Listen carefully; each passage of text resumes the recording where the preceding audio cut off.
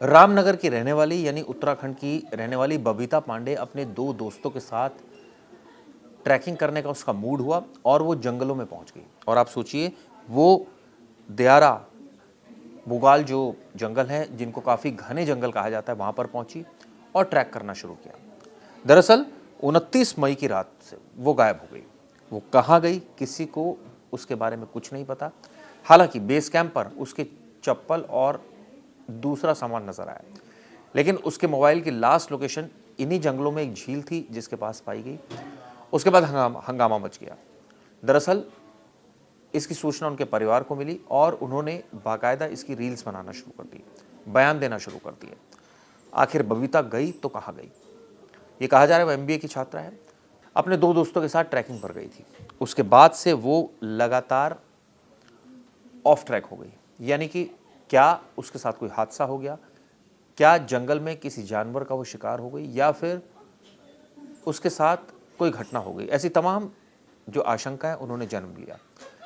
लगातार इसकी सूचना सबसे पहले फॉरेस्ट डिपार्टमेंट को दी गई। इसके बाद फॉरेस्ट डिपार्टमेंट ने लोकल प्रशासन यानी NDRF, SDRF और आप सोचिए अब ITBP से लेकर आर्मी के जवान उसको खोज रहे हैं। हेलीकॉप्टर से उसका सर्च ऑपरेशन चलाया जा रहा है, लेकिन उसके बारे में कोई जानकारी नहीं मिली है। यहाँ तक कि अब नेहरू जो ट्रैकिंग माउंटेनियरिंग है, NIM यानी भारत के प्रमुख पर्वतारोहण संस्थानों में से एक है और कठिन पर्वतीय इलाकों में खोज और बचाव का उसको विशेष ट्रेनिंग दी जाती है।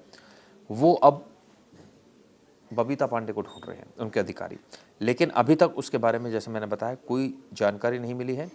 150 से ज़्यादा सैनिक उसको ढूंढ रहे हैं, ड्रोन से मदद ली जा रही है, डॉग स्क्वाड से मदद ली जा रही है, SDRF, NDRF, ITBP, साथ साथ आर्मी और डाइवर्स। आप सोचिए ये तमाम लोग उसको ढूंढ रहे हैं। यहाँ तक कि झील में भी तलाशी ली जा रही है, कहीं ऐसा तो नहीं कि वो डूब कर उसकी मौत हो गई हो। वो कहाँ चली गई, इसको लेकर तमाम तरीके के कयास लगाए जा रहे हैं। इस पूरे मुद्दे पर सबसे पहले आप सुनिए उनकी मदर का जो बयान सामने आया, यानी माँ का, उनका क्या कहना था, ये सुनिए। बबीता क्या करती थी? काम कर रही थी घर से। अच्छा, एजुकेशन क्या क्या पढ़ाई लिखाई क्या कर रही थी? MBA का। अच्छा, कब चली ये वहाँ से? 25 तारीख की शाम। अच्छा, कुछ कहा आपसे? मुझसे कहा घूमने जा रही हूँ, मना करा। करी गढ़वाल साइड जा रही हूँ, आ जाऊंगी परसों। अच्छा, और कौन था बबीता के साथ, और लोग कौन गए, कोई जानकारी आपको? मेरी सहेलियां हैं, कहा इसने बताया नहीं। और बार भी जाती थी ना, एक बार पहले भी आई थी, दोबारा आई थी। अच्छा, पहले भी यहाँ आई हुई है। तो आप कब रामनगर से यहाँ पहुँचे? अगले रात भी खो गई थी। अच्छा, उसी दिन शाम को फिर हमने वहाँ रिपोर्ट लिखाई, तो फिर मन नहीं लगा, हमने कहा चलो उसी दिन आ गए। आप कौन कौन लोग यहाँ पर आए? बच्चे हैं और मैं, 5 जन। अच्छा, बबीता MBA की पढ़ाई कर रही थी? अच्छा, कितने भाई बहन हैं ये लोग? बबीता बड़ी थी? अभी तक पुलिस आपको क्या कह रही है, किसी जानकारी आपको दी?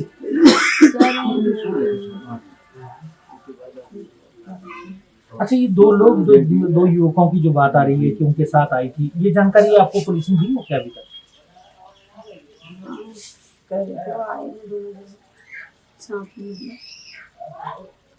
इनको पहचानते हैं आप?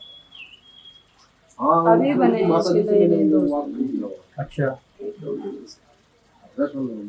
कभी ये जो एक उधम सिंह नगर का जो उसका साथी था, वो क्या, उसके बारे में आपको कोई जानकारी? तो आपने सुना उनकी माँ का बयान सामने आया। इसके अलावा उनके भाई ने भी इस पूरे मुद्दे पर अपनी प्रतिक्रिया दी। उनका क्या कहना, ये भी सुनिए। जी, मैं बबीता का बड़ा भाई बोल रहा हूँ और मैं चिल्किया रामनगर से हूँ, उत्तराखंड से। और यहीं पे इसी जंगल में मेरी सिस्टर खोई हुई हैं और हम भी मतलब 4 दिन से 5 दिन से लगातार अपनी बहन की तलाश में लगे हुए हैं। प्रशासन भी अपनी तरफ से पूरी मदद कर रहा है, हमारी रहने खाने पीने की सब व्यवस्था देख रहा है और वहाँ पे NDRF, SDRF सब लगे हुए हैं। बट हमें ऐसा लग रहा है कि जो हमारा प्रशासन है वो खाली मिसिंग कंप्लेंट देख रहा है। बट उनको कम से कम 1-2 चांसेस और हैं कि किडनैपिंग का या कुछ और भी केस है, उनको उसमें भी थोड़ा ध्यान देना चाहिए। और सर अगवा लग रहा है आपको क्या? अगवा का लग रहा है सर, मुझे थोड़ा डाउट है मुझे। किस आधार पे?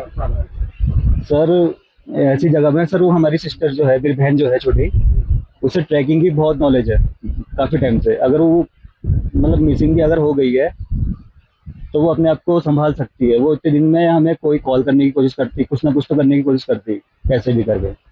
बट ऐसा सर तो नहीं कि कहीं मतलब वहाँ से कहीं चली गई हो, कहीं अन्य जगह, अन्य शहर में कहीं बाहर?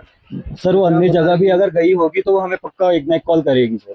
वो ऐसी लड़की नहीं है भी कर रही हो?